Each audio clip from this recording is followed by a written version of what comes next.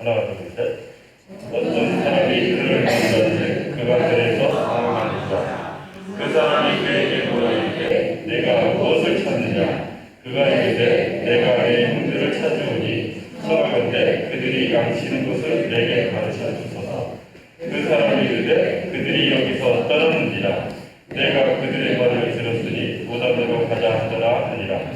요셉이 그의 형들의 뒤를 따라가서 도단에서 그들을 만나니라. 아멘. 마스크 벗어도 제 발음이 좀 시원치 않아가지고. 반갑습니다.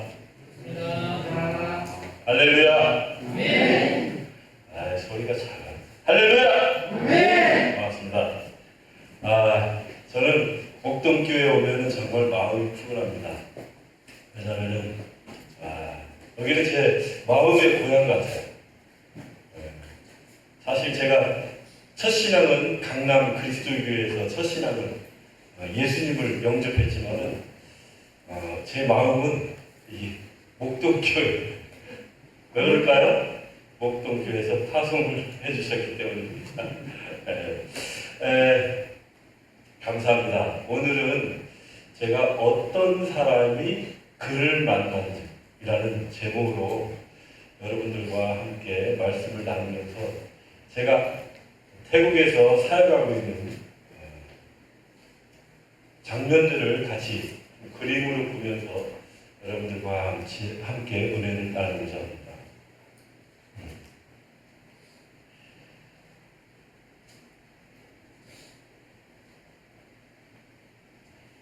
제가 이제 저희가 개척한 교회 이름이 폰디 그리스도의 교회입니다. 폰디라는 말은 태국어로 폰디라는 말은 우리나라 말로 좋은 열매. 좋은 열매를 많이 맺자. 제가 고민 많이 했어요. 이런저런 얘기 다 했는데 유사한 이름들이 많이 있고 그래가지고 폰디 그리스도 교회를 찾는데 이름이 좋더라고요. 폰디 두자. 목동 폰디 두자가 좋아요. 왜냐하면 두자 돼가지고 폰디 교회를 해서 알다시피 작년에 제가 여기 방문했었는데 이 장면이 큰아들 결혼식 때 장면입니다. 제가 아시는 분은 아시겠지만 제가 늦은 나이에 철들어가지고 선교를 가게 됐습니다. 또 53살에 많은 사람들이 곧 은퇴를 앞둔 그런 나이인데 왜 이렇게 늦게 가냐. 그럼에도 불구하고 제가 갔습니다. 왜 갔냐. 제가 인생을 제 마음대로 살다가 이제는 하나님 마음대로 하나님 뜻대로 살고 싶어가지고 인생 후반전을 들려고 태국으로 갔죠. 갔을 때 태준이가 고등학교 1학년이었고 큰아이 태수가 대학교 1학년 때였습니다. 사실 제 선교적 삶을 위해서 가족을 이렇게 좀 어떤 면에서는 방치하다시피 해놓고 선교를 갔다는 것은 부모로서 참 가슴 아픈 일인데 제 믿음은 내가 선교적 삶을 산다고 하면은 아마 자녀는 하나님이 책임져 주실 거라는 그런 확신이 생기더라고요. 그래서 갔습니다. 물론 전부 다 동의를 얻었죠. 태준이와 태수에도. 근데 제일 안티를 걸던 사람이 태준이었습니다. 안 된다고. 안 된다고 그러더라고요. 가족끼리 다 문제. 큰아이는 오케이. 아빠가 결정했으면 아빠가 마음대로 하셔야지. 아빠의 인생인데. 그래서 갔는데 감사하게도 하나님이 저희 식구들의 삶에서 어떤 사람들을 다 만나게 해주셨어요. 오늘 본문의 말씀은 요셉이 어떤 사람을 만나가지고 애국으로 팔려가는 과정입니다. 말이 그렇죠. 야곱의 아들로 11번째 아들로 요셉이 태어났는데 요셉의 형제들은 야곱의 아들들은 요셉을 미워해요. 왜 그렇죠? 야곱이 요셉만 좋아해요. 요셉만 이뻐해주고 요셉만 용돈 주고 요셉만 칭찬하고 그러니까 다른 형제들이 정말 미치겠는 거예요. 왜 요셉만 좋아?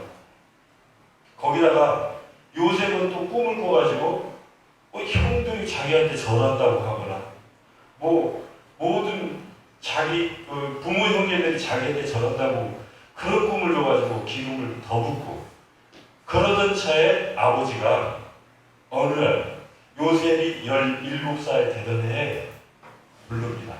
요셉아, 오늘은 네가 네 형들이 양을 잘 치고 있는지 한번 가보고 오라. 그래서 그 당시 그들은 헤브론 골짜기에 있었어요. 야곱도 험악한 삶을 살다가 이제는 하나님께 고백해서 이제 이스라엘로 바꿨어요, 이름을. 그래서 그도 이제 회개해가지고 아마도 야곱도 젊었을 때 지멋대로 살다가 이제는 하나님의 뜻을 합당하게 살아야겠다 가지고 이름을 바꿨어요. 저처럼 아마 그런 한 삶의 시점에서 이렇게 일어났던 일인 것 같아요. 그래서 저도 태국에서 이름을 짓는데 야곱이라고 했어요. 왜 야곱이라고 했는데? 그래서 지금 태국 사람들이 저를 부를 때 아잔야곱 불러요. 아잔이라는 말은 이제 목사님 야곱, 목사님 야곱, 그렇게 불러요. 왜 그러냐면 저도 야곱처럼 살았기 때문에 험악한 인생을 살아고 후반전에 하나님께 드려야겠다는. 그런데 알다시피 야곱의 자녀들은 편애 속에서 요셉만 살아가고, 그래서 오늘은 요셉이 이제 아버지의 말씀을 듣고 야곱으로 세겜으로 갔는데 세겜에 도착해 보니까 형들이 없어요. 그래서 방황하고 있는데 어떤 사람이 요셉에게 나타나요. 당신 무엇을 찾고 있습니까? 우리 형들을 찾고 있는데 형들이 없어졌다고. 그런데 참 위험해요. 왜? 어떤 사람이 누구죠? 어떤 사람이 이름도 몰라요. 그 사람 배경도 모르고 전혀 알지도 못하는 사람이 내게 다가오는 거예요. 그러면서 요셉한테 당신의 형은 여기서 한 20-30km 떨어진 북쪽으로 도단으로 갔다. 도단으로 갔죠. 근데 거기서 요셉의 삶은 이제 어떻게 되죠? 이제 애굽으로 팔려고 하는 모든 일들이 벌어져요. 형들이 죽이기로 결정을 하고, 죽이기로 결정을 했는데 큰 형이 누구죠? 에브라임이 야 죽이지 말자. 그래가지고 모면해서 구덩이에 빠뜨립니다. 근데 구덩이에 물이 없어요. 희한한 일이에요. 참 우연치고. 그런데 또 그 당시 거기서 상인들이 이렇게 길르앗에서 애굽으로 지나가요. 뭘 하러? 장사하러, 뭔가를 팔러. 근데 그 사람들이 애굽에서 길르앗으로 장사를 다 끝내고 갔다면은 애굽을 사지도 않았을 거예요. 요셉을. 왜냐면 이제 야곱의 자녀들이 죽이기로 결정했는데 유다의 도움으로 그래도 우리 형제인데 우리가 피를 보이면 되겠다. 그냥 팔자. 그래서 은 20배 이제 요셉을 팔아가지고 애굽으로 이제 팔려가잖아요. 근데 여기서 참 우연한 일들이 많이 일어납니다. 근데 마찬가지로 제 삶에도 이런 우연한 일들이 많이 나오더라고요. 근데 그 우연한 일들이 하나님의 경륜과 섭리 사이 속에서 일어나더라고요. 하나님의 섭리가 뭡니까? 하나님이 피조물을 창조해가지고 그 창조의 목적대로 우리는 보존되고 통치되어 가는 과정은요, 누구든지 마찬가지로 하나님의 경륜과 섭리대로 우리를 살고 있어요. 예를 들면 비가 오거나 눈송이가 날리거나 여기서 바람이 불어요. 식물이 정말 이름도 없는 식물이 태어나는 것조차도 다 하나님의 섭리대로 움직입니다. 근데 그거를 그리스도인이 아닌 사람들은 우연이라고 말합니다.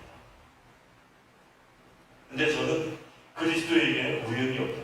모든 게 하나님의 섭리. 그래서 제가 여기서 섭리를 하나 얘기했는데 큰아들이 자랑 같아서 근데 자랑하고 싶어요. 큰아들이 그렇게 대학교 1학년 때 방치해놓고 나갔는데 순천향대 보건행정과를 졸업했어요. 근데 우리가 선교 나가서 이 친구가 백화점 돌았어요. 왜 들었냐? 아빠는 떠났고 이제 혼자 살아야 되는구나. 그러더니 공부를 열심히 해가지고 거의 올 A뿔 애가 완전히 바뀌더라고요. 야, 이제 인생은 내가 사는 거야. 그런데도 이제 그렇게 해가지고 이제 졸업을 했어요. 졸업하고 순천향대가 보건행정을 나왔으니까 보건행정 쪽으로 이렇게 지원을 했는데 순천향대학 부천병원, 순천향대학 이태원 병원에서 사람을 모집하는데 거기 모집을 시켰어요. 모집을 했는데 한 명 내지 두 명, 공명이라고 모집을 이루어냈는데 그게 한 명이었대요. 사실 알고 보니까. 그런데 수천 명이 모였고 거기를 출입구청에서 면접 2차, 3차, 5차 프리젠테이션 뭐 약간 최종 면접까지 갔는데 병원장 앞에서 이제 몇 명 뽑는데 딱 한 명밖에 안 뽑는 거예요. 거기서 제일 먼저 순천향대학병원에서 탈락했고 그 다음에 또 순천향대학 이태원 병원에서 모집하는데 거기서 또 탈락한 거예요. 거기까지 갔는데 최종 면접에서 너무 허망한 거야. 그래서 이 친구가 그러면서 이제 우리는 한 푼도 태수한테 학비를 보내줄 수가 없었어요. 왜냐하면 제가 돈을 버는 게 아니니까. 이제 네 인생은 네가 살아. 그랬더니 그러면서 이 친구가 열심히 해가지고 공부해가지고 노력해서 그렇게 고배를 맞고 나서 이쪽으로는 힘들구나. 그러더니 이제 다른 쪽으로 무슨 회로 공부를 하더라고요. 당시에 어떤 벤처 회사를 들어가지고 200만 원 공급을 받으면서 거기서 들어가면서 또 느낀 게 그 벤처 회사의 박사들은 저 사무실에서 뭐 컴퓨터 가지고 공부를 하고 그러는데 연봉이 6천, 7천, 8천이고 자기는 4년제 대학 졸업했는데 200만 원 받고 그 회사가 컴퓨터 반도체를 만드는 장비 회사예요. 근데 거기서 이렇게 코일을 감는 일을 한 거예요. 물론 걔가 거기 가고 싶어서 간 게 아니라 학비를 벌어야 되고 그러니까 만약 학비가 아니라 뭔가 생활을 해야 되니까 거기서 이제 공부하면서 그 회사를 들어갔는데 거기서 코일을 갈면서 얘가 생각을 했대. 야, 나도 4년째 대학 나왔는데 내가 여기서 200만 원 받은 코일을 감고 있는 삶이 내가 이렇게 살면 되겠는가? 그러니까 여기서 또 뚜껑이 딱 열린 거죠. 그러면서 어떻게 살면 되겠냐? 다행히 걔가 이제 전기공학 국수 전공을 했어요. 그 다음부터 회로 공부를 기술사 밑에서 한 달에 50만 원씩 내는 그런 거기서 회로 공부를 한 거예요. 전자회로. 그래가지고 근데 제 생각은 그 당시에 이렇게 들어보니까 야 아무리 그래도 200만 원 받아가지고 50만 원 학원비를 내면서 그것도 밤늦게 학원을 보려고 영어 공부를 계속 하면서 그랬는데 하나님이 어떤 사람을 태수한테 보내주셨어요. 근데 걔도 그러면서 제가 밖에 선교 나가 있었지만 한 번도 걔가 신앙생활을 어긋나지 않았어요. 매일 줄 청소하고 가서 또 토요일 날은 청소년부 교사로 봉사하고 계속 하나님께 매달리면서 기도하면서 준비했어요. 했더니 걔가 이제 대성 셀틱이라고 그 보일러 회사의 연구원으로 입사를 했어요. 그게 3년 전입니다. 거기 입사했다가 그 회사에 들어갔더니 걔가 너무 회사에서 그래도 우리는 너무 기뻤죠. 왜냐면 거기도 뭐 몇백 대 일로 해가지고 들어갔으니까 딱 한 명 뽑는데 근데 거기 막상 들어가 보니까 막내로서 연구를 안 시키고 뭐 심부름이나 시키고 막 그러더라고요. 그런데 그럴 만한 이유가 그 보일러 업계에서 4위, 5위쯤 되더라고요. 우리나라. 귀뚜라미, 경동 여기가 1, 2로 다니는데 그런 데는 막 젊은 사장이 막 일찍 일식해가지고 이 사람들 퇴근도 못하고 있는데 거기서 그렇게 했대요. 그래서 그냥 그래서 애가 다른 데로 가기로 또 결심을 해요. 그래서 외국계 회사를 갔습니다.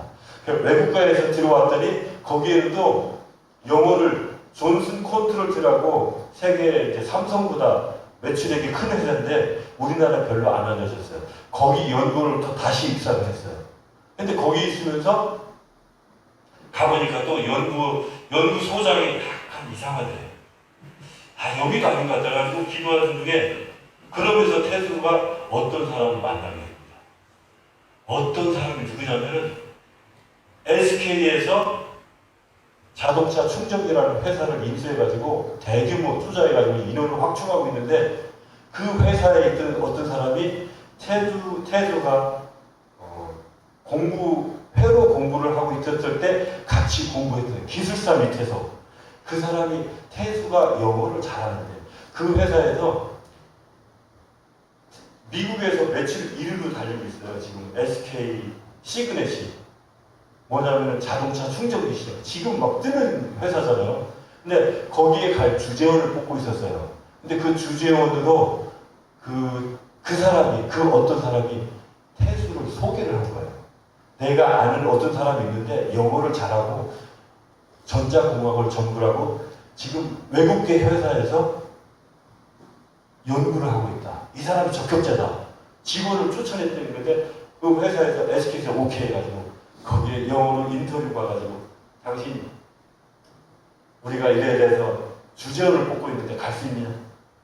걔는 가고 싶어 했거든요. 오케이. 그래가지고 입사했습니다. 그런데 지금 지난주에 미국 LA 갔어요. 너무 길었는데 이것도 하나님의 은혜라고 합니다. 어떤 사람이 태수한테 나타나요. 그래서 지금 알다시피 저도 어떤 사람을 진짜 많이 만났어요. 어디서? 태국에서. 알다시피 목성교회 파송으로 이제 갔고요. 제가 있는 태국 하자이가 어디냐면은 요 밑에 태국이 전체적이에요.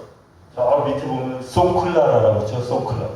밑에는 말레이시아고 캄보디아, 라오스, 미얀마 4개국이 태국을 이렇게 덮고 있는데 저 위쪽은 다 그런 대로 아니 이제 태국은 현재 6,700만이고 그 중에 기독교인은 1%밖에 안 돼요.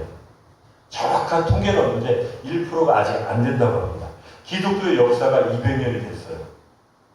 그런데 저는 저 남쪽으로 사역지를 선택한 이유가 이쪽은 위험지역이라 왜냐하면 무슬림이 많이 있는 지역이라 위험해서 안 가. 선교사들이 가기를 꺼려하는 지역. 저는 이제 자녀들도 다 컸고 우리 몸만 가면 되니까 그래서 이제 이쪽으로 선택하게 됐죠. 거기가 여기 송클라라는 이제 남쪽에서는 가장 발달된 도시입니다. 여기 가서 이제 제일 어려웠던 게 언어였어요. 제가 이제 태국어가 44개의 77개의 장모음을 가지고 있고 이제 장모음, 단모음이 있어 성조가 있어 5개 성조가 있거든요. 그래서 그게 가장 어려웠던 지금도 마찬가지예요. 지금도 태국어를 계속 성경을 보고 그 감각을 잊지 않으려고 계속 이렇게 태국어를 큐티하고 태국어를 하고 물론 지금 한국말을 할 수 없는 상황입니다. 거기는 다 제가 교민 선교를 하는 거 아니고 현지인 선교를 하는 거기 때문에 그래서 언어로 이제 설교를 하고 이게 태국어예요. 교동문 중에 하나인데 태국어가 이렇게 멋있죠? 여기가 하자예요. 우리 청년들 와봤습니다. 그때 맞죠? 네. 여기 어디서 사진 찍었는지 알죠? 한 30만 정도 인구가 살고 있고 불교가 50%, 무슬림이 40%. 우리가 살고 있는 이 도가 이름이 송클라도인데 이 도 아래쪽이 3개 도가 있거든요. 태국은 77개 도로 나누었어요. 그래가지고 굉장히 많은데 그 3개 도는 무슬림이 90%이고 불교가 한 2, 3%. 그런 데거든요. 이제 그 옆에다 여기가 이제 저희들은 이제 사역지를 이곳으로 이제 정했죠. 그래서 처음에 갔을 때는 맨 처음에 가서 이제 3년, 2년 내지 3년을 이제 방콕에서 계속 언어 공부만 했어요. 근데 그때 언어 공부할 때 많은 사람들이 많이 오해를 하더라고요. 저 사람은 저기 가서 선교를 하는 걸 뭐하고 있는가? 그런 오해를 많이 받았었어요. 근데 언어를 하지 않으면 뭐 아무것도 안 되게 하니까. 근데 늦은 나이가 선교 가가지고 언어를 하다가 중단해가지고 현지 사역자 고용하면서 하는 사람들도 많이 있어요. 덜어 있어요. 근데 저는 제 삶의 방식에는 그게 아니다는 생각해가지고 이제 가가지고 언어를 열심히 해가지고 갔는데 가서 하자이에서 1년간은 이제 어떻게 하면 교회를 어디에다 개척해야 되는가 이런 리서치가 필요해가지고 그 당시에 이제 초등학교 2군데를 가서 제가 선교사인데 성경으로 한국어를 가르쳐줄 수 있다. 그랬더니 교장선생님이 오케이 하더라고요. 그래서 그 당시에 이제 제가 하던 장면입니다. 이때 우리 그 최진영 원장님이 우크라이나 10대를 뭐 이렇게 보내주셔가지고 우리 학교에서 음악도 가르치고 그러면서 복음을 전해주셨는데 아이들이 만족도가 너무 좋아가지고 교장 선생님이 또 다른 학교도 소개시켜줬어요. 근데 코로나가 터지는 바람에 그냥 자연스럽게 중단이 됐습니다. 전에도 한번 말씀드렸지만 저도 태국에서 이제 합법적인 선교사 비자를 얻었어요. 그래서 저는 복음을 전하는 게 제 비자 목적이 맞는 거예요. 교회를 세우고 복음을 전하는 일이 너무나 감사해요. 이게 아무나 주는 게 아니에요. 언어를 패스하고 일정 시험 얻었고 그 다음에 여러 가지 조건이 맞이해 주는데 제가 이제 감사하게도 합법적으로 선교사 비자를 얻어가지고 그래서 2019년 4월 달에 여기에 지금 이제 첫 교회 개척을 1년 지난 후에 개척을 했습니다. 저 십자가 옆이 제 숙소였어요. 조그마해요. 굉장히 이거에 한 4분의 1 크기입니다. 아래층 이게 그 크기가 밑에 1층 이렇게 동네 아이들 데려다가 이제 개척을 했고요. 개척 이후 여기서도 지금 여러분들 아시잖아요. 우리 할 일은 사실 목동교회도 전도하기가 얼마나 어렵다는 걸 아마 다 아실 것 같아요. 근데 저도 막상 전도를 하려니까 정말 힘들더라고요. 근데 그냥 원시적인 방법 외에는 전도할 길이 없더라고요. 방법 뭐냐? 밖에 나가서 노방전도. 우리 이 센터 주변에 가서 계속 방문전도. 계속 방문전도. 근데 이 태국 사람들은 주로 이제 서민들은 문을 열어놓고 있습니다. 날씨가 더우니까. 그래서 우리가 만날 수가 있어요. 그리고 또 한국 문화가 지금 한국 문화는 복음 전하러 왔다고 그러면 됐어요. 다 인상 쓰면 그러잖아요. 근데 태국은 아직까지는 괜찮아요. 근데 제가 미끼를 주죠. 이거 마스크 KF94 이거 질이 좋다는 걸 태국 사람들이 다 알고 있거든요. 이걸 주면은 이거 필요하니까. 지금은 좀 흔하지만 옛날 처음에 났을 때는 마스크 한 장이 몇천 원이었어요. 몇천 원. 그래도 살 수가 없었어요. 그래서 마스크 전도를 많이 했고요. 그러면서 한 명, 두 명 이렇게 오면서 자꾸 해가지고 이제 늘어난 거예요. 그래서 양육을 시키고 예수님의 예자도 모르고 예배가 뭔지도 모르고 찬양이 뭔지도 모르고 왜냐면 이분들은 태어나면서부터 무덤까지 다 절에서 생활하고 그 중에 나머지 40%는 이제 무슬림이니까 무슬림들은 십자가를 싫어해요. 십자가가 이렇게 돼 있는 걸 싫어해요. 그런데도 하나님이 역사하시더라고요. 복음은 전하기만 하면 성령님이 움직여주셔서 그 사람들의 마음을 움직여주셔서 믿게 하시더라고요. 무엇을 통해서? 예배를 통해서. 그래서 예배가 중요하구나. 그러면서 점차 이제 규모가 갖춰지면서 셀로 나누고 그래서 셀 예배도 드리게 되겠죠. 요거는 이제 아마도 작년에 선거 보고했던 것들을 중복돼서 이제 쉽게 넘어가겠습니다. 그래서 그리스도인의 목회자들도 모셔가지고 선교대 김창길 교수님도 이제 학생들 데리고 한번 오셔가지고 아울리치도 도움을 주셨던 적이 있었고요. 그래서 제가 이제 전도를 했는데 전도하면서 이 사람들이 사실은 다 어떤 사람들이에요. 제가 어떻게 이 사람들을 뭐 알고 제가 뭐 태국어를 아무리 공부해서 잘한다 해도 태국 사람들한테는 여전히 외국이네요. 지금 제가 여기 나왔잖아요. 근데 저는 태국을 선교하러 가지 제 목회하러 간 건 아니에요. 사실 태국에서 내가 불러 앉으려고 내가 거기서 뭔가 영화를 누려보러 간 게 아니거든요. 저는 태국에서 전도해서 교회를 갖춰서 태국 사람들한테 넘기고 그들 스스로 다 하면 나는 돌아오는 게 내 목적이에요. 물론 그게 기간이 짧으면 짧을수록 좋지만은 태국 사람들이 워낙 불교로 쩌들어 있으니까 안 바뀌어요.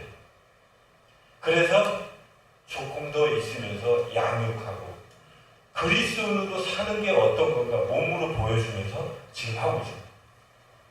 근데 그 중에 우리 교인 중에 2명이 전도하면 누구냐면 직업 미용사, 한 명은 이름이 따, 한 명은 무. 태국 사람들이 이름이 길기 때문에 이름을 길게 부르면 힘들기 때문에 예명을 전부 써요. 그래서 무하고 따가 있는데 여기가 무의 고향입니다. 여기에 지금 우리가 하자리에서 1시간 반 정도 떨어져요. 왜냐하면 이제 우리 지역에서 어느 정도 규모가 갖춰지고, 아니 규모는 아니죠. 어느 정도 사람들이 예배하고 공간이 이제 꽉 찼어요. 예배할 때 2, 30명이 들으니까 꽉 차더라고요. 아이들까지 오면은 더 차고. 그래서 야, 조금 더 확장해야겠다. 그래서 조금 더 이때가 어느 때냐면 코로나가 터졌을 때예요. 왜냐면 2019년도에 제가 개척을 했으니까 2019년 11월 달에 코로나가 터졌어요. 다 문 닫으려고 교회들이 문 닫았어요. 교회들도 없지만 몇몇 안 되는 교회들이 다 문 닫았어요. 선교사님들도 다 위축돼가지고 그러면 뭐 줌으로 연결해서 다른 큰 교회 줌으로 연결시켜서 거기서 예배드리려고 했는데 저희는 예배했습니다. 그래가지고 여기서 예배를 드리고 나니까 무의 고향 노인네들 2명 계시는 데 가서 동네 가가지고 이렇게 막 여러 가지 침술 사역도 하고 그러니까 도움이 단기 선교사들이 와가지고 그런 걸 많이 도와주셨어요. 그러니까 이분들이 이제 마음을 여는 거죠. 콩가올리 아니 한국 사람들이 여기 왜 와? 우리한테 호의를 베풀지? 절치면은 막 이상한 눈을 보는데 자꾸 가니까 이제 예배하고 찬양 지금은 자연스럽게 예배하고 이렇게 말을 해서 이 예배하는 장면을 예배. 여기는 지금 이 땅을 교회지라고 내줬어요. 아자냐고 이 땅이 교회죠. 전에 우리가 여기 살려고 마음 먹었었는데 이제 교회지라고. 근데 이 의미에는 많은 것이 누리진 않았지만 그래서 이렇게 계속 여기 2번째이겠다. 이 친구 얼마나 전도를 열심히 미용하면서 다 그러다가 이제 여기를 옮겼어요. 이제 이 부분 여기서부터는 이제 잘 모를 건데 여기 우리가 새로 이사 간 지역이에요. 그래서 작년에 목동교회에서 큰 도움을 주셨잖아요. 선교하는 거. 그래가지고 여기 이전하면서 여기서 많이 쓰고 또 일부 남은 거는 지금 우리가 이따가 좀 후반부에 말씀드리겠습니다. 여기를 얻었는데 여기가 뭐 얻은 데냐면 식당 하던 데였어요. 근데 코로나로 문을 닫았어요. 왜냐? 손님이 강제로 문 닫게 하니까. 근데 여기 1층인데 뒤에는 콘도예요. 원룸 한 103가구가 살고 있는 거예요. 이 전체가 한 주일인데 제가 이제 임대가 나가서 찾아갔더니 제가 선교사인데 여기서 예배해도 되겠냐고 했더니 그냥 불교인이었어요. 돈이 많은 사람이었어요. 딱 벤츠 타고 딱 선글라스 들고 오더니 고민을 하더니 임대가 안 나갈 것 같으니까 교회를 갖다 하더니 나중에 오케이 하더니 그래서 저희들이 여기서 교회를 하게 됐습니다. 근데 좀 임대료가 비싸요. 근데 제가 사실 조그만 데 있다가 넓은 데를 갔는데 찾다가 못 찾아가지고 너무나 없어요. 찾기가 힘들어요. 근데 뭐 제가 뭐 능력이 있어요. 그래가지고 뭐 땅을 살 수 있고 교회를 새로 지을 수 있는 여건이 안 되니까 그러면 결국은 홀이 큰 데를 찾아야 되는데 홀 큰 데가 월세가 없어요. 찾다가 안 돼가지고 이제 우리가 금식기도 해가지고 찾은 데가 여기 40일 금식기도 해가지고 찾은 데가 하나님 여기 가겠습니다. 근데 월세가 너무 비싸요. 하나님 어떻게 할까요? 해라. 너 믿음으로 하면 안 되겠냐? 월세가 한 5만 원 정도 돼요. 우리나라도. 그러면 1년 되면 굉장히 큰 돈이잖아요. 근데 하나님 그냥 하겠습니다. 그랬더니 1년 거 채워주셨습니다. 할렐루야. 네. 여기 선물을 내야 돼요. 그 대신 원래 여기가 40만 밭인데 그것도 이제 코로나 때문이라고 20만 밭을 깎은 거예요. 근데 그 깎은 것도 저는 비싸서 저 깎으려고 할 때 그 양보를 안 하더라고요. 그런데 하나님이 채워주셨어요. 한국에다가 제가 이제 좀 기도 편지 쓰면서 이렇게 보냈더니 더도 말고 덜도 말고 딱 월세만큼 하나님이 딱 채우시더라고요.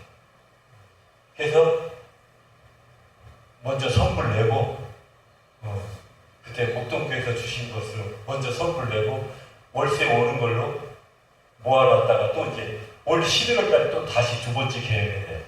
또 1년도 줘야 되니까. 그래서 모아놨다가 그거를 또 다시 쓰고. 근데 이제 1년만, 근데 요즘 코로나가 어렵기 때문에 많은 사람들이 후원하기가 쉽지 않더라고요. 교회조차도. 왜냐면 성도가 주는데. 그런데 하나님의 은혜로 그렇게 됐고 1년만 부탁하겠습니다. 내년에 어떻게 될지 몰라요. 근데 저는 확신합니다. 내년도 하나님이 채워주시려고 생각합니다. 네.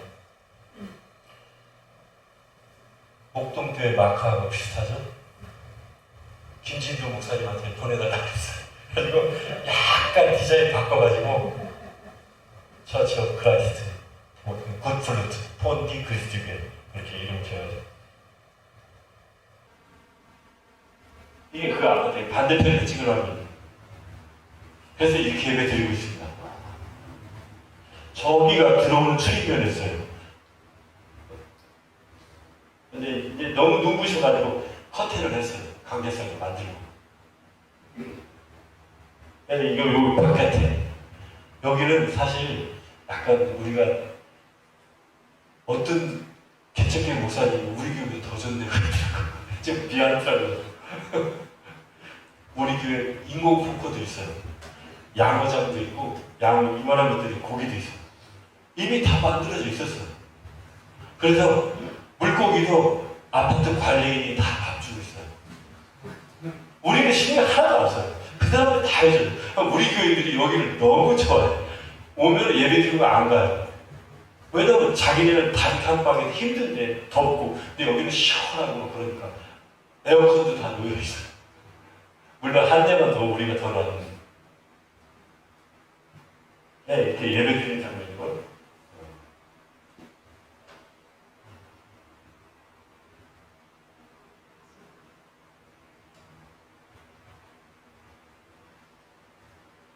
그래서 이렇게 계속 지금도 우리가 전도의 우리의 과제잖아요. 역시 마찬가지로 그냥 계속 원시적인 방법 가서 전하기만 하지 안전하면 안 오더라고요. 근데 지금은 뭐냐면 태국인들이 전해요. 제가 아니지 잘 저도 같이 나가는데 태국인들이 더 열심히 왜냐 훈련을 시켰거든요. 왜냐 마스크는 지금도 그래서 제가 여기는 이제 마스크 하나 드니까 거기는 아직도 마스크 전술같이 가장 효과적인 접촉점이 돼서 또 지금 마스크 우리가 구해가지고 환불을 붙였어요. 이게 가장 좋은 방법인 것 같아요. 코로나 시대에 이렇게 예배하는 장면이고요. 이번 이제 우리 교인들 밥 먹 주방 봉사하는 장면이고요. 이게 이제 동영상 파일인데 동영상이 지금 이제 그 음성 지원이 안 된다고 해가지고 우크라이나로 특별 찬양 연습한다. 잘 쳐요. 물고기 보이죠? 네, 태국 우리 야외에 갔을 때 태국은 거기 거지가 별로 없어요. 거기. 왜냐면 뭐 바나나, 물고기, 그다음에 쌀 이런 게 너무 풍부하고 겨울이 없으니까 이 사람들은 너무 게을러요. 너무 천천히 가고 막 속이 뒤집어져 있고 뭐 빨리 하라고 하면 안 해. 천천히 막. 근데 뭐 이 사람들이 문화니까 그래서 제가 이제 거기에 길들여져가지고 저도 이제 천천히 천천히 3주전 예배 특별 찬양한 사람이고 감사 선교전 주일학교 예배드린다고 했고 이제 저희도 제가 이제 그 큐티를 직접 태국어로 만들었어요. 50권. 지금 이번 달에 50권 만들어가지고 7, 8월 달 지금 쓰고 있어요. 그래가지고 매일 큐티 해가지고 교인들이 기도 제목, 큐티한 내용 적용권 해가지고 한쪽에 이제 메모장을 만들어가지고 큐티 옆에 그래가지고 글씨를 써가지고 사진 찍어서 저희 교회 라인방에 계속 올리고 있어요. 지금 한 많으면 15명, 적으면 8, 9명이 매일 꾸준하게 큐티하고 있습니다. 왜냐면 말씀이 우리의 삶을 변화시키니까 이런 식으로 이건 이제 그룹별로 셀 예배 드리는 교회 예배 끝나고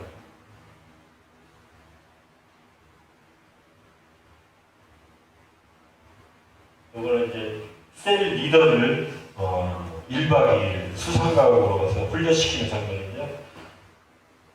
그리고 저희들이 이제 조금 저도 왜 이걸 했는지 몰라요. 이게 매일 성경에 있는데 매일 저녁 교회 나와서 1시간씩 통독하고 30분 기도하는 거예요. 저는 이 교회 이게 왜 우리 교회 프로그램을 자주 잡았는지 제가 이해할 수 없어요. 어떻게 시작하냐면 우리가 태국어가 약하니까 허성교사하고 저하고 매일 1시간씩 태국어 성경을 읽었어요. 근데 이제 교회를 개척하고 나서부터 교회에서 읽자. 그래서 교회에서 읽다 보니까 성도들이 한두 명씩 오더라고요. 그러면 오케이. 그래서 7시 반부터 1시간 반, 8시 반까지 매일 성경 읽고 그리고 30분 기도하고. 근데 월요일서부터 토요일까지 매일 했어요. 그러니까 성경이 저절로 읽어지는 거야. 그러니까 태국 사람들이 성경 읽으니까 믿음이 성장하는 거예요.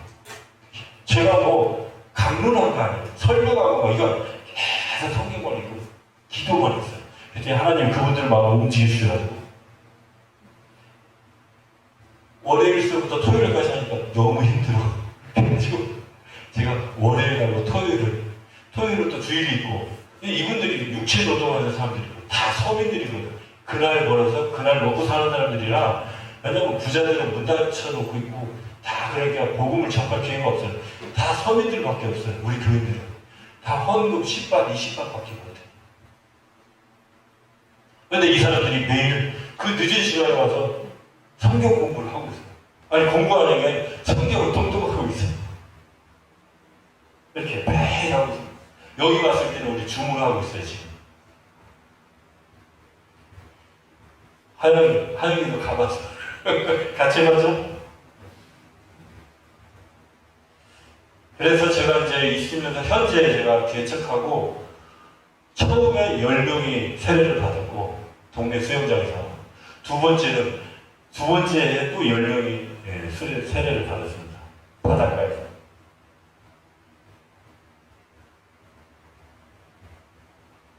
근데 이 침례라는 게 세례라는 게 이 사람들은 우리가 여기서 세례받는 거하고 조금 많이 우리가 틀려요. 그 사람들은 세례를 받으면은 동네 사람들 왕따를 당하는 거예요. 이 사람들이 세례는 뭐냐면은 우리는 교회 갔다가 교회 오면은 몰래 갈 수도 있잖아.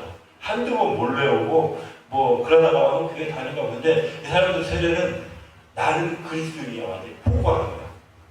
그렇게 해가지고 이제 그때부터 페이스북에도 올리고 자기 교회 이제 집에도 다 이렇게 이제 막 완전히 바뀌는 거예요. 그때부터 이 사람들 왕따 당하는 건데 그 왕따를 감수하고 하는 거예요. 사실은.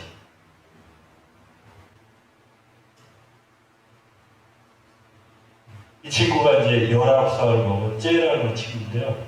그래서 저는 이제 교회를 제 개인적인 선고 목표는 7개의 그리스도교회를 개척해 놓고 그 사람들 스스로 하고 나서 저는 철수하는 게 제 목적이에요. 그래서 어쩌면 제가 여기 왔을 때 제가 한 달 정도 있었는데 그 사람들한테 훈련이에요. 아, 저한테 의존하면 안 되잖아. 제가 거기서 지금은 제가 리더로 있겠지만은 다 다 리더권을 그 사람들한테 넘기고 와야 되니까. 근데 지금 와서 이제 사역자가 없으니까 우리 교회에서 사역자를 배출해야겠다. 이 친구를 사역자 시켜야겠다. 왜냐면 고등학교를 졸업했는데 뭔가를 이제 일을 해야 되는데 기타 잘 쳐, 찬양 잘해, 마음씨 착해. 세례 받았어요. 아버지는 이혼해가지고 혼자 있어요 지금. 그래서 이 친구가 다른 직장 가기 전에 우리 교회 간사로 지금 채용해가지고 저 없을 때 이 사람 이 친구가 째가 다 문 열고 지금은 이제 오후 2시에 출근해가지고 밤 10시에 퇴근해요. 왜냐면 성경이니까 이제 10시에 끝나는데. 근데 오토바이로 40분을 달려가야 되는 집이야. 밤 늦게 이제 막 하는 거예요. 근데 아직까지 마음의 결정을 안 했어요. 그냥 간사로 이제 최소한의 생활비를 주고 있죠. 그 생활비도 안 주면 제가 교회를 안 나오니까. 그래서 어렵지만 우리도 지금 그러면서 기도하고 있어요. 우리가 기도하는 가운데 이 친구가 교회 사역자가 되도록. 그래서 내년에 지금 이제 추첨을 하거든요. 군대 문제. 기도해서 50%잖아요. 검정색 지붕은 면제, 빨간색 지붕은 군대 가야 되고, 자원하면 6개월이고, 그런 이제 시스템인데, 내년에 군대 안 가면 뽑히기를 기도하고 있어요. 그리고 마음도 사역자가 되기를 기도하고 있어요. 네. 기타 치는 자면, 쟤가 기타 치는 자인데 기타 잘 치고, 혼자 유튜브로 배웠어요, 전부 다. 이 사람은 목사님 몇 시에 끝나요? 조금 다를 때보다 조금만 더 할게요. 네. 이 친구는 뚠이라는 사람인데 신장염 말기 환자, 병원에서 포기한 환자예요. 근데 이 사람이 우리의 전도 방문으로 예수님을 믿었어요. 뭐 때문에? 자기 곧 죽는다. 나 죽으면 천국 가고 싶다. 그래서 예수님을 받아들이고. 그래서 우리 계속 가서 예배하고 기도하고 있더니 다리가 이렇게 부었어요. 그래서 걷질 못했는데 가면 갈수록 줄어들고 상태가 호전됐어요. 이야, 신기하더라고요. 저는 하나님의 능력이 역사하시고 저희 가서 막 안수 기도하고 있거든요. 근데 저도 사실 목회를 하다 간 건 아니잖아요. 신학 공부는 했지만 목회, 그래서 과연 내가 저도 가면서 야, 내가 이렇게 안수하고 하면 하나님 역사에 저도 반신반의하는 마음에 했는데 하니까 하나님 역사하시다. 상태가 없어요. 그래서 와이프, 아들 다 세례 받았어요. 이것도 하나님의 은혜라고 생각해요.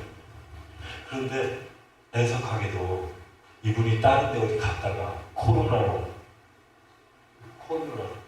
때문에 돌아가셨어요. 코로나 걸려가지고. 그러니까 몸 상태가 안 좋은 분이 코로나 걸리면 치명타잖아요. 안타깝게 이분 한 명 돌아가셨어요. 저희 교회에서. 저희 교회 95%가 걸렸어요. 다 어디서 걸리냐? 교회에서가 안 걸렸어요. 우리 교회에서 한 번도 정했는데 지금 막 한국은 막 교회 못 오게 하고 막 겁나가지고 서로 막 걸릴까 난리쳤잖아요. 근데 하나님이 다 지켜요. 교회에서 한 사람도 환자가 발생하지 않았어요. 근데 저희도 2개월 전에 잘 90%까지 90% 확산, 제가 10%에 해당됐거든요. 확진 안 된 10%에 해당됐는데 2개월 전에 코로나 확진됐었어요. 선교사도 저하고. 근데 이제 지금 다 나갔어요. 이 사람 집에, 그 사람들, 태국 사람들은 집에 이 벽에 벽장식으로 해가지고 우성단지를 다 모셔놔요. 그거 싹 치우고 세례 증서, 나 세례 받았습니다 하고 이렇게 세례 받은 사진을 여기다 올려놓고 사람들한테 전도하고 이렇게 바뀌었습니다. 그래서 이제 이게 다른 지역에서 돌아가시켜가지고 그 당시 장례 예배를 우리 교회에서 치러줄 수가 없었어요. 그래서 돌아가시고 파전하신 다음에 가족 친척들을 불러가지고 우리 교인들하고 여기가 이제 대부분 우리 교인이 대부분이지만 친척들도 와가지고 위로 예배 드려서 장례 교회에서.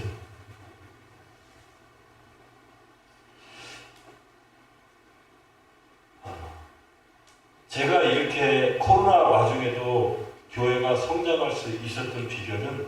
제가 코로나를 두려워하지 않고, 그 다음에 사실 선교사의 삶이 누가 옆에서 보는 게 아니잖아요. 아침에 출근해가지고 전도하거나 교회에 출근해가지고 기로만 선교사 화요일에 교회 출근했구나.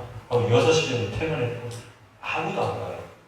제가 놀러 다니려면 얼마든지 놀러 다닐 수 있는데, 근데 제가 이제 아시는 분은 알겠지만 살면서 죄를 많이 졌기 때문에 제가 인생 후원자를 하나님께 드리기로 했기 때문에 그냥 열심히 전도하려고 방법밖에 없더라고요. 전도하니까 하나님이 역사하시더라고요. 근데 전도 안 하면 기도만 하고 있으면 기도의 능력도 하겠지만은 전도하고 기도하니까 하나님이 시너지 여건을 더 주셔가지고, 물론 여기도 몇 가지 오기까지 많은 어려움이 있고 지금도 어려움이 있는 게 사실이지만, 그래서 지금도 우리는 계속 전도 훈련을 하고 있어요. 이 C2C라는 전도 툴을 가지고 이걸 훈련하려고 했는데, 이 장면은 핸드폰에다 이 앱을 깔면은 파워포인트 깔아가지고 그림으로 창조에서부터 예수님이 돌아가시고 승천하시기까지 다 이제 설명하는 그거예요. 그걸 이제 연습 훈련시키는 거예요. 요거 우리 전도대장 따가 이제 훈련을 합니다. 지금도 오늘도 있다가 예배 드리는데, 근데 예배 드리는 우리는 대예배 중에도 성도 한 사람이 나와가지고 이 C2C를 5분 안에 3분 안에 설명하는 걸 매주 시켜요. 왜냐하면 훈련하지 않으면은 밖에서 전도하기 힘들으니까. 훈련된 사람이 선교를 잘합니다. 이거 하는 장면이고요. 이거 이제 전교인들이 2명씩 짝지어가지고 전도 훈련 받는 거예요. 근데 이 사람들이 믿은 지 얼마 안 돼가지고 안 될 줄 알았거든요. 나가서 전도하니까 고백하는 사람들이 있다. 교회에 온다는 사람이 있어요. 그러니까 평안의 사람은 밖에 있어요. 근데 안 나가니까, 저희들이 안 나가니까 그 사람들을 못 찾는 거지, 나가기만 하니까 평안의 사람들이 있더라고요. 그래서 이 사람들이 교회 오더라고요. 이날 이제 우리 어이가 직접 C2C로 전도를 장면입니다. 이게 지지난달 사건이 있었던 거예요. 얼마 전에, 오래전에 있었던 것도 아니에요. 그러니까 우리는 한 달에 한 번씩 전교인이 마스크 들고 전도 나갑니다. 그리고 수시로 전도 나가고. 이 길가에 바로 저분 문 앞에서 영접기도를 해줍니다. 그래서 아까 이야기했듯이 제 개인적인 목표는 7개의 교회를 세워서 그 사람들한테 다 이렇게 전수해주고 돌아오는 게 목적인데, 그게 길어지면 거기서 뼈를 묻을 수도 있죠. 근데 이제 제가 지금 마음먹는 거는 이 교회가 무슬림 지역, 빠딴이라는 90%의 지역에 교회가 오래전에 세워져 있는데 지금 방치돼 있어요. 그래서 여기를 1년 전부터 자꾸 마음을 주시더라고요. 위험 지역이라서 아무도 안 가요. 근데 화성교사하고 저는 계속 기도하면서 이걸, 왜냐면 땅도 있고 교회도 지어져 있으니까 우리가 새로 교회 가지고 대신 이제 십수년간 광시에가 비가 새고 막 그러는데 이런 거 보수하면, 그래서 우리 이제 작년에 목동교에서 보내준 헌금 조금 남아있는 그걸 여기 보수하는 데서 사용하려고 합니다. 그 십자가 보이죠? 2층. 여기를 제가 빠따니 그리스도교회라고 쳤어요. 가면 아직. 우리 가가지고 이제 해야 돼요. 근데 어떤 어려움이 있을지 몰라요. 왜냐면은 주변에 다 무슬림, 불교는 그래도 그렇게 상관없는데, 무슬림들은 사실 강성 무슬림들은 이제 복음 전하는데 해코지, 그래서 사람들이 무서워서 안 가는 지역이에요. 그리고 여기 사이브리 그리스도인데, 여기도 이 앞에 이제 긴급 재난 나가면 이렇게 긴급 호송하는 그 호송 단체기 앞에 있는데, 여기도 이제 오래전에 서양 선교 선임들이 지어놓은 교회인데 10수년 됐어요, 여기도. 근데 여기도 비어 있어요. 근데 여기 지금 보관 창고로 사용하고 있어요. 앞에 응급센터니까 그 사람들이 관을 많이 쓰니까.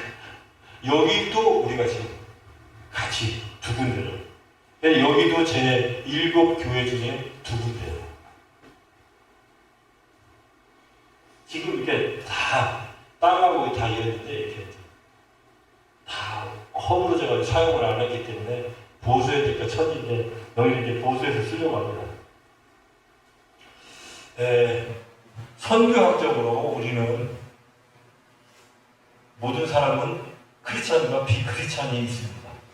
그리고 선교학적으로 보내는 사람이 있고 나가는 사람이 있어요. 두 분밖에 없어요. 저는 나가는 사람이 됐습니다. 여러분도 능력이 있으면, 여러분도 능력이 아니에요. 여러분도 기회 있으면 나갈 수 있습니다. 그렇지만 저는 나갔기 때문에 나간 사람으로서 또 보내는 사람은 보내는 사람, 이 두 사람이 없다면 우리 여기 앉아서 예배 드릴 수가 없어요. 오래전 목동교회를 세워놓지 않았다면 우리가 어떻게 예배할 수 있겠습니까? 마찬가지로 태국에 저 사람들, 제가 만난 어떤 사람들, 그 사람들 어떻게 예배할 수 있었겠습니까? 그리고 또 아직도 복음을 몰라가지고 못 들어가지고 있는 수많은 사람들, 그 사람들이기 때문에 저는 전해야 되고 우리는 보내야 된다고 생각합니다.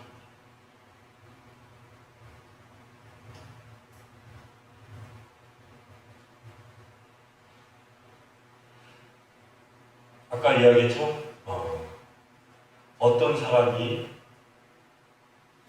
그를 만난다. 어떤 사람이 그를, 어떤 사람이 요셉을 만난다. 어떤 사람이 나를 만날 수 있는 환경이 얼마든지. 왜냐?